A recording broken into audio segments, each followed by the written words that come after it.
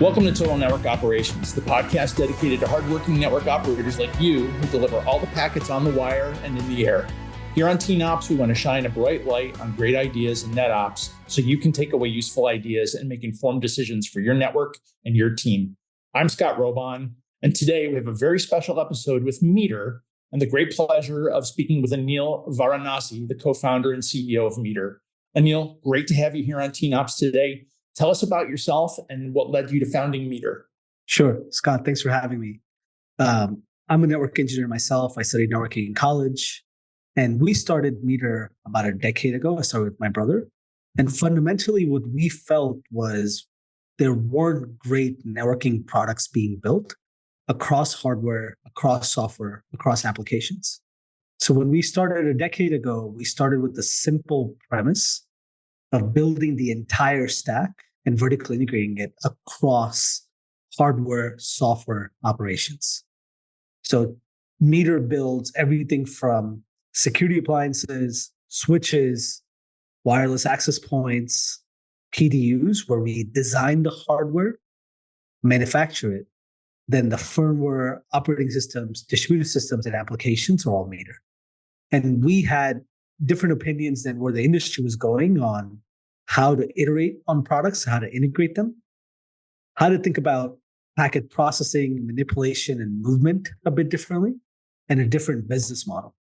But fundamentally, the goal has been and will continue to be, how can we build the best networking products?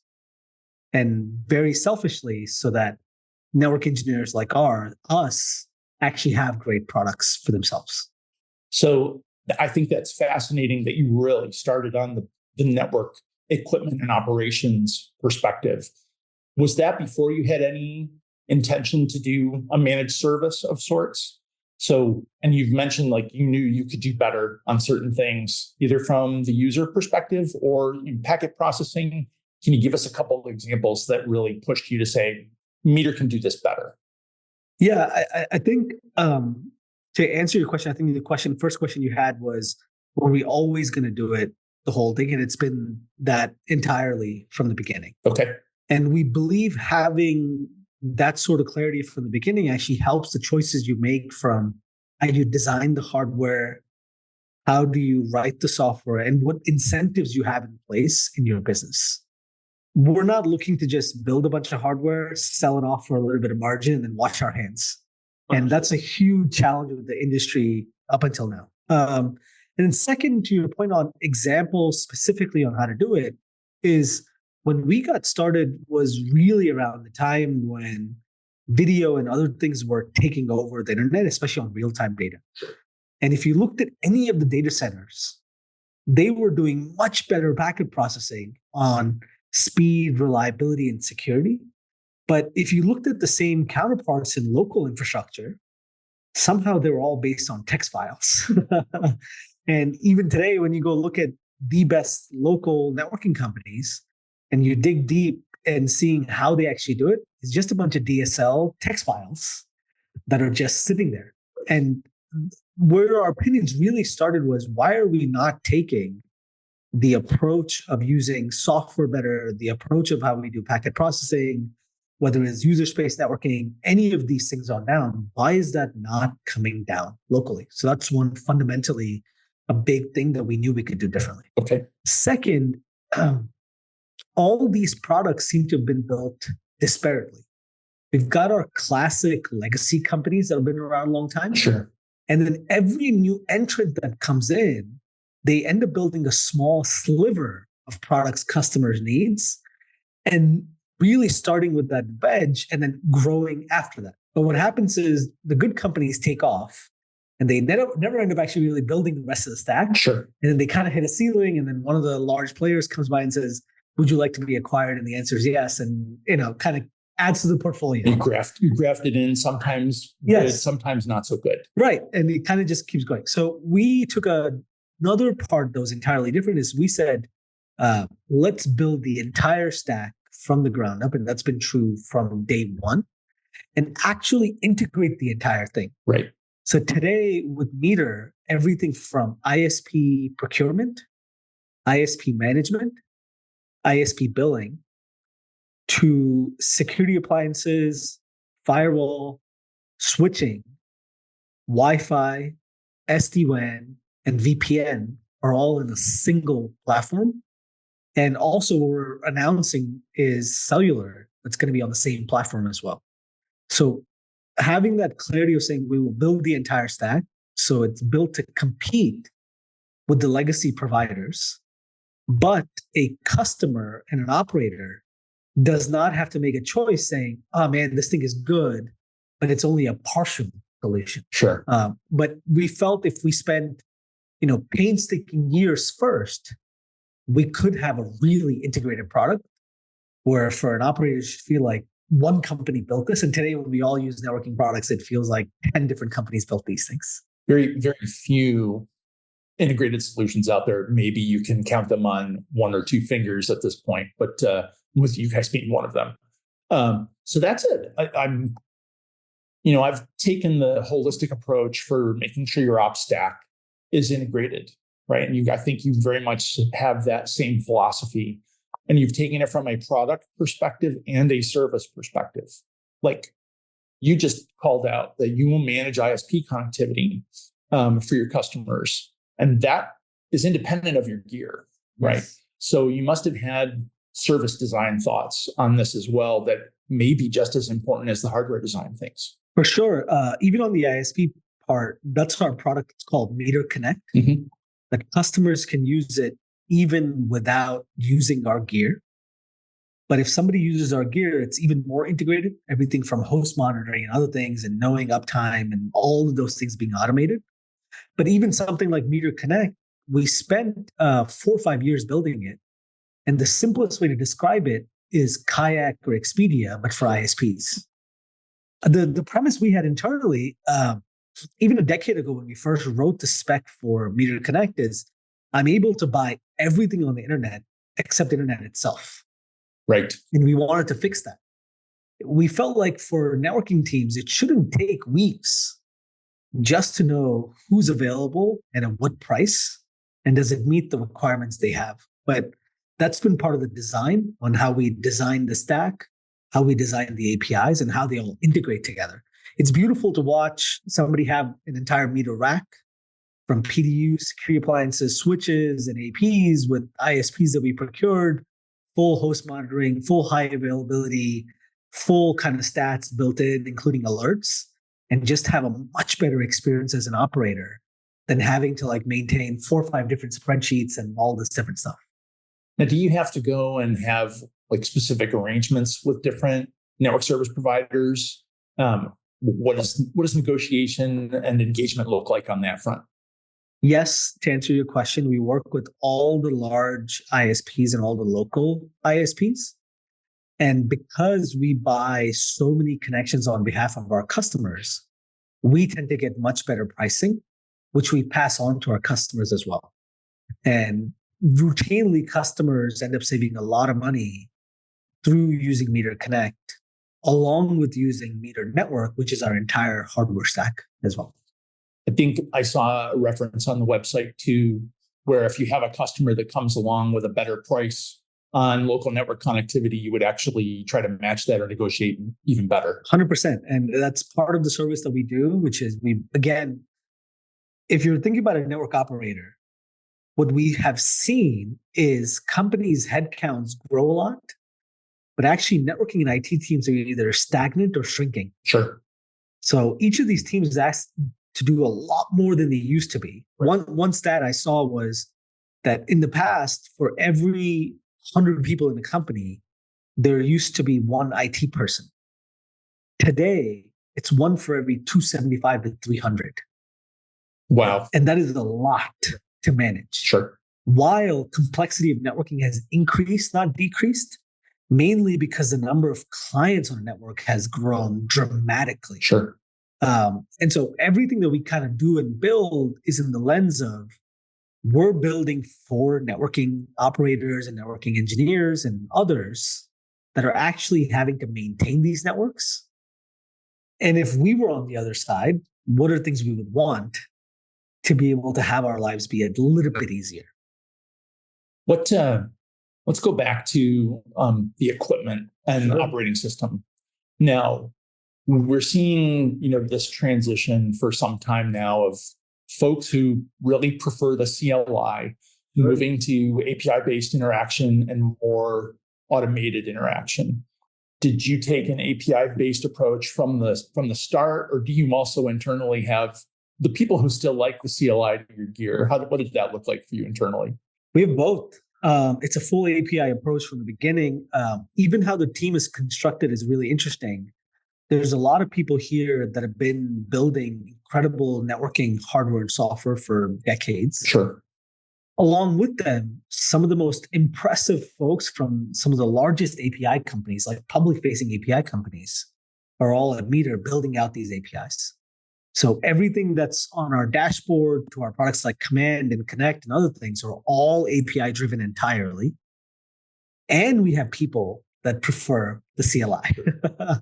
And I prefer the CLI sometimes, and it's been a big driver for why we ended up building Command. And that's how I grew up learning networking in a networking lab. And I'm not sure if I ever will get away from it. It's very brave of you to admit that. And my view is, more robust API access is better from an automation perspective. The CLI accommodates people who are used to doing things that way. It's way faster to get information and take action. Right. And even to your question on what we think is the future, this combination is a product that we ended up launching about a month and a half ago now that we've been working on for a while. It's trying to think of what's the best of dashboards and APIs and what's the best of CLI, right? The best parts about CLI are that you can get information and take action really fast. Yep. The worst part about CLIs is you have to learn the shibboleths of every CLI over and over again. Right. Dashboards are really good because they're point and click, but they might be incredibly slow to get things done. Or if you have feature requests, it might take 3 months or 6 months before a vendor actually implements a workflow that you want. And the CLI focused engineer knows I can get that counter on that interface with this command. That's right. And many don't trust an intermediary, user interface, right? So, I think that's really smart to be supportive of both. You were going down the path of getting the best out of both. Is that Command? Is that what you refer to as Command? So tell us, expand on that a little bit. So we were thinking, how do we get the best out of both? Which is if I'm an incredible expert, I love the CLI because I know what I'm doing and I can just get what I want. Or if I'm new to a system, I might say, hey, dashboard's a bit easier for me. I can kind of click around.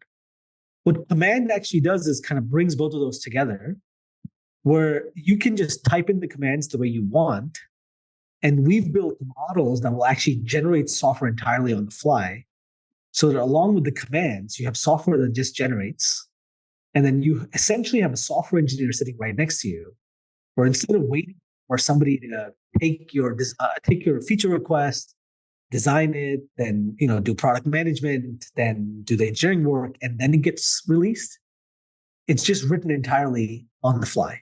And examples of this is you might say some things like, give me the health of a client and actually give it to me for the last 4 days. Sure. Because the user's complaining all about in something. English, just like that. Exactly.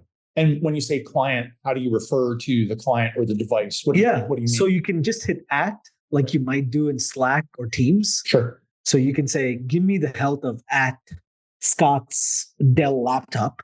I'm on a Mac, but I'm not anti-Dell. A good example. Yeah. So saying something like that, and it will go pull all the information. You can just say just like that, as deep of a technical things you want. Maybe you want to use some of the old CLI commands. That's fine too. If you want to talk in like Linux and Unix, you can do that too. All in the same box. All in the same box. Okay. And Command will go write the software so that if you asked for the last 4 days about this client that has to do with usage, that has to do with his health, literally at the speed of Google search, it will write out software, what it looks like. You can take multiple of these components. Maybe you have a form that you want to add VLANs, or you're doing a bunch of security work today, so you care about firewall rules, or some clients you want to look at the health for. all of the software is written for you on the fly, and then you just now made your own dashboard. But we really wanted network operators, network engineers to have that much more power. One of the things I felt, even personally as a user, is that as companies have moved towards the dashboard, I felt less powerful. Sure. But we wanted to bring that power back. And that allows you to address the information needs of multiple people in the organization. That's right. The people who operate the network, they can go CLI if they want. If they're API and coding literate, they can use the API. But you need dashboards for executives and management that don't want to see all those details. They want to see, is it red, is it yellow, or is it green? Right. So, yeah. That's exactly right. And that comes from, to your earlier question, because of how the stack is built. The APIs underneath, where those APIs are pulling data from, we've built models that can bring everything being real-time data entirely.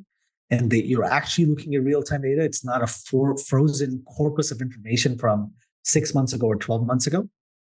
And underneath that data pipeline is our operating systems and our firmware, all bringing in connected and having a opinion on how we build this stuff with the eye towards how can we build better hardware and software for networking teams.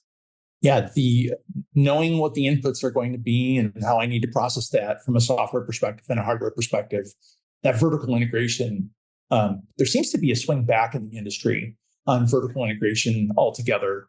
I don't want to sound like a fanboy, but I read the Musk biography by Walter Isaacson. I see. And there's a lot in there about what he's done with vertical integration, for his businesses. So it makes a lot of sense from that perspective. Yeah, and we really believe if it's tightly coupled together from a unified firmware image to a data pipeline that's unified, to APIs that are unified, to an alerting stack that's unified, and then a management platform that's unified entirely.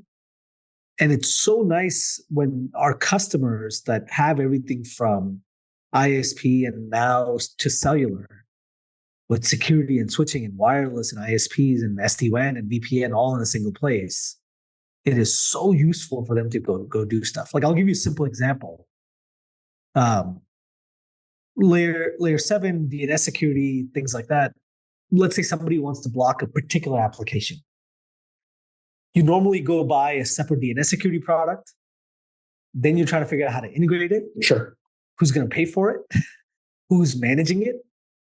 And if you want to block a particular application, how is even a single VLAN going to traverse through my entire stack and this new application? Right.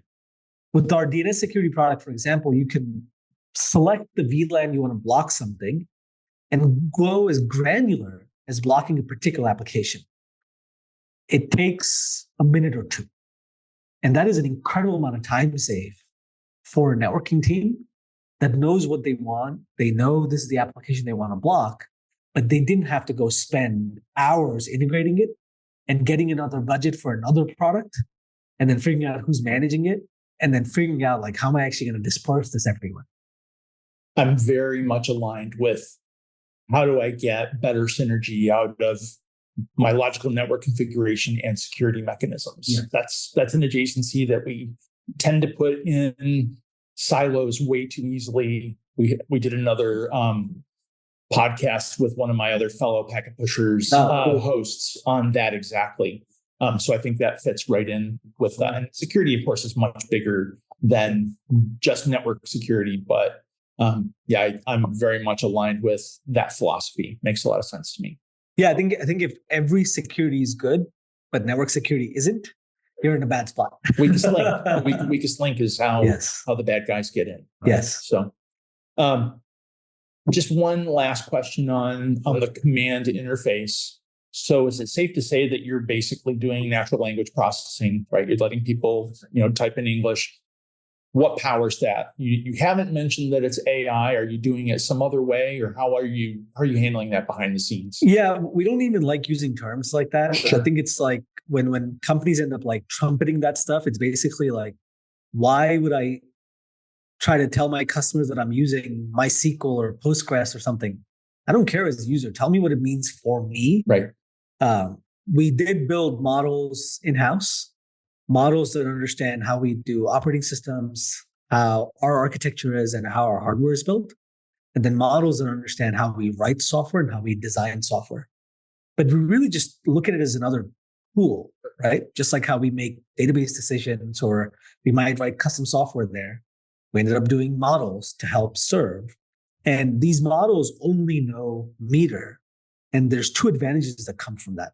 One is incredible amount of accuracy. What you don't want in enterprise settings is any sort of creativity. Right. Or hallucinations. Yeah. Right? Yeah. Creativity is not a feature, it's a bug in the enterprise. Yeah. Yeah. So we wanted incredible amount of accuracy and then speed. Yep. It was very important for us that no matter what a complicated query you might do, one I like to use in examples is something like, hey, go create me this SSID, put it on this VLAN, have the password rotate every day at 2 a.m. and make sure it's on all the APs that are on the west side of the building. That's a very complicated query. Yes. We can do that at an incredibly high accuracy and that entire thing at the speed of a Google search. Both of those are very important for us. So if people are interested, meter.com/command, there's a great video there. We're happy to demo it to folks. But it speaks to the power of Meter's platform on all the investments we've made on the hardware side, operating systems, APIs, where it's uniquely possible to do because of Meter. And then our skill set on the models itself for them to be really fast and accurate all come together. But it speaks to our vertically integrated model of how can we do something that legacy networking vendors cannot. From an automation perspective behind the scenes, Sure. were you able to use tooling out there? Like, are you a big Python shop? Did you have to create your own constructs? How are you doing automations under the hood? And you get as specific or general as you'd like. Sure.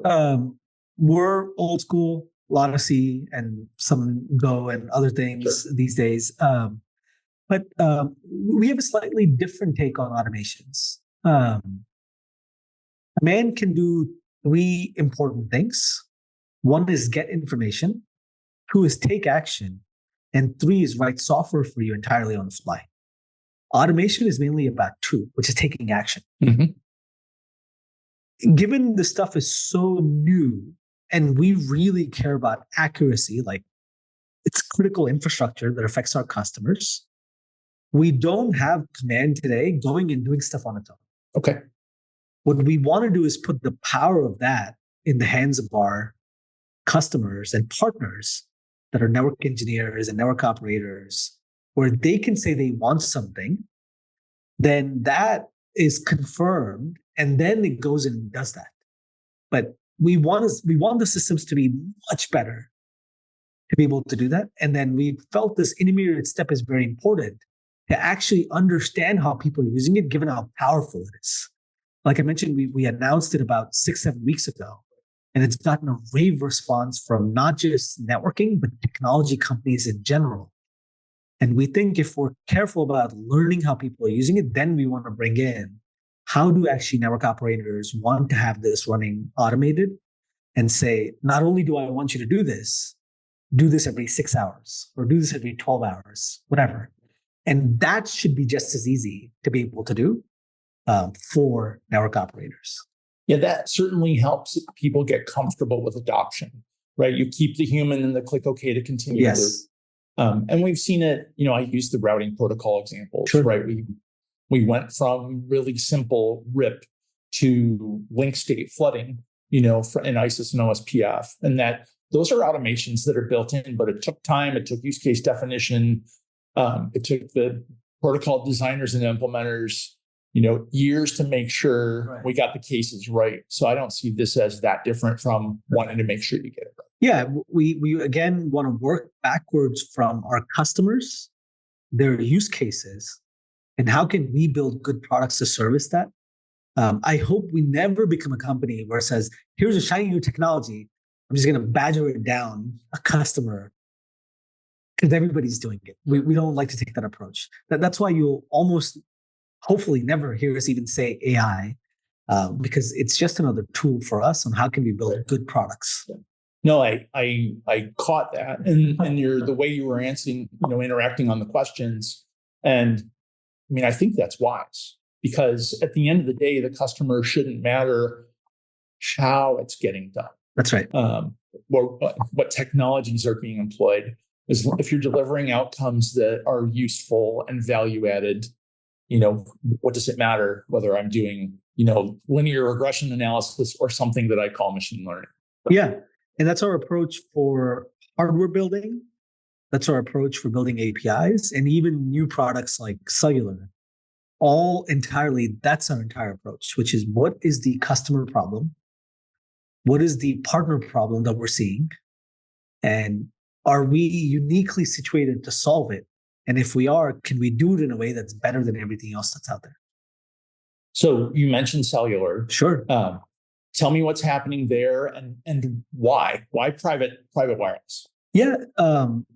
So many of our customers are networking teams. And like I was mentioning, these days they're asked to do a lot.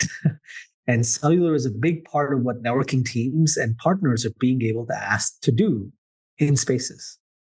You've historically had very expensive DAS systems that you have to spend a lot of money on.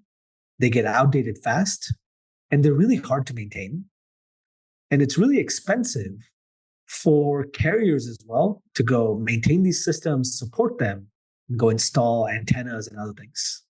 So what we're doing with Meter Cellular is cellular deployed as easy as Wi-Fi. So just like there is a Wi-Fi access point, there's a cellular access point that can be deployed. And unbeknownst to the end user, there's no new app to download. There's no carrier profiles to download. There's no settings to change. They get full coverage inside of spaces. So the use cases we're seeing are in warehouses, manufacturing, retail, offices, and schools, where not only do they have great requirements for wired and Wi-Fi, but cellular is a big part of how they communicate with the rest of the world. Yeah, I think one of the biggest barriers to adoption for private wireless is that ease of implementation and use. And it's a carrier technology with completely different identity stores, with radio access planning that you don't have to, Wi-Fi is very familiar to enterprise IT. Yes. This is a whole new set of technologies that are new to most enterprise IT shops. That's going to be really interesting to see what kind of impact that has on private wireless adoption. Yeah, and it's again fully integrated in the same platform, yep, built with the same principles, yep, and built with our vertically integrated model. Again, being able to do that across wired, Wi-Fi, cellular, and ISPs and then applications, that's where we're seeing a lot of value for networking teams. So let's touch on how networking and operations teams are reacting and interacting. And you've mentioned a couple times, enterprise IT is just being squeezed and asked to do more with fewer resources. What are you hearing and what are you seeing as you see more customers adopt the Meter suite? Yeah, so that's definitely a big part of it. And another big thing that's been concerning for me the last 5-7 years is, from the top end, we have this issue in IT and networking that we're asked to do more with fewer resources. That's challenging. But from the bottoms up, the other challenge that's happening is we don't have new talent coming in at the rate at which we used to. I agree. And that's actually really alarming too. So for example, I studied networking in college. That was my degree. But my university doesn't even offer it anymore. Oh, they had a program and they do not anymore. They do not anymore. Interesting. And I called them about 4 or 5 years ago and I said, what's up? What's going on? They're like, we don't have that much interest anymore. Interesting. You've got few and far between people do it. And I have colleagues here from a lot of the universities here in the Bay Area. It's not even part of the entire curriculum anymore to study networking. There's a distributed systems class people have, So they understand that networking exists. But just it has to work. We assume that That's right. it's there. So it's interesting because like we're getting squeezed from the top end, and on the bottom end, we're not getting new talent to come in. And I'm seeing that a lot from our customers. And Meter and why they're adopting the Meter platform is one, better products at the end of the day. They want much better products from a company that cares about networking entirely. And those products should work well together. And it should help service these networking teams to be able to do more while knowing that it's been harder and harder to go find new talent that even knows networking. What else should we do on that front? I mean, this has been, I've seen this as a problem brewing for at least 15 years. Yeah. When I ran large SE teams and really having to go and persuade and recruit, new college, new and career people. But it's not getting any easier per your comments. And you really discouraged me on a couple of fronts there, but it's data. Don't worry, don't take it personally. But I mean, what do you think we should do as an industry on this front? I've now been studying and working in networking for two plus decades now. And I am possibly more excited about networking now than I've ever been. Dare I say, I'm with you. Yep. Dare I say networking is cool again. And always has been. I think it has, but I think we and I kind of put myself in there as somebody who studied networking is, I don't think we've talked enough about the complexity of the problems and the complexity of the problems that we're solving for others. That might be colleagues or other customers or things like that. What's interesting is even something like when we launched Command, there were so many even new grads that reached out to us and says, this is really cool. And we're like, yeah, networking is cool. There's kind of a lot to do. And the thing that we also are trying to push is giving the sense for the rest of the industry and technology, but broadly, is that literally everything is just packets.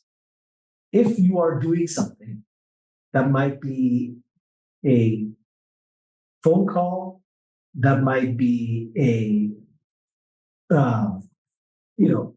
getting Uber or delivery to anything, everything is just networking and everything is just packets entirely. And I think giving that framing has been helpful as well. Whereas we've obfuscated things too much where people don't know that networking exists. But when somebody pulls out their phone and they're like, I want to try Waymo because I want to see what self-driving cars looks like. Well, that's only possible because of networking. But we haven't really pushed that narrative enough. That's a really interesting point. And by obfuscating it and making it look simpler than it is, you don't attract as many engineers who are drawn to complexity and solving problems. I'm writing that down. I will use that. I'm involved in a couple different organizations where we actively try to get new people into the field, and not just new in career college graduates. I think we need to be actively developing, people coming out of the military, even non-degree folks. There's so much that can be done that doesn't require a 4-year degree that I think we can do better to invest and encourage. How's that going, the program you're involved in? Oh, well, right now it's mostly evangelism. Okay.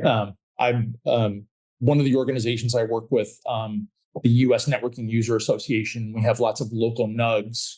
Oh, cool. Where we work really hard to bring folks in and work with local colleges, work with other folks that know new and career folks to get them exposed to other more mature networkers, sure, people with a little more gray hair and so forth. But as we're getting close to time, and we'll start to wind this down. Sure.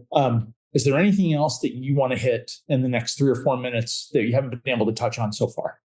I think mainly that we are a group of people at Meter that really care about networking. We think networking can be way better than it currently is today. We think the hardware can be better. Somehow we've all convinced ourselves that hardware is commoditized, and that's sort of become true because nobody's really working on it anymore. We've all convinced ourselves that, the basics in networking are done. And so who cares kind of thing. We actually think basics can be done really, really well. And we've all sort of been okay with disparate products that don't work well together, which we also disagree with. So the main things is everybody that's listening, I think, are the people that help build networking infrastructure everywhere. And what I'd say is push for products from companies that really care about networking, that have them be entirely integrated, and that will do the basics really right. And I think everything in networking can be implemented way better than it is currently today. And it can all work well together.